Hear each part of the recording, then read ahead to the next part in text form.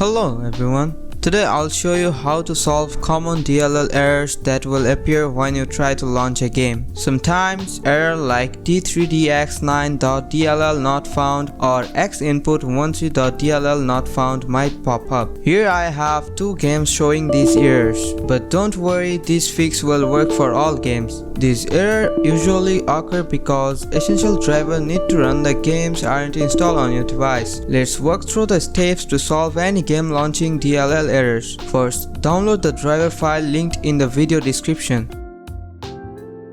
Install all the drivers included in the file.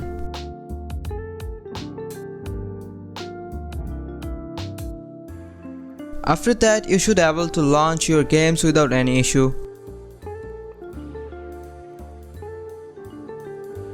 If this fix works for you, please don't forget to like the video and subscribe the channel for more helpful content. And if it still doesn't work, feel free to leave a comment describing your problem and I will provide a solution.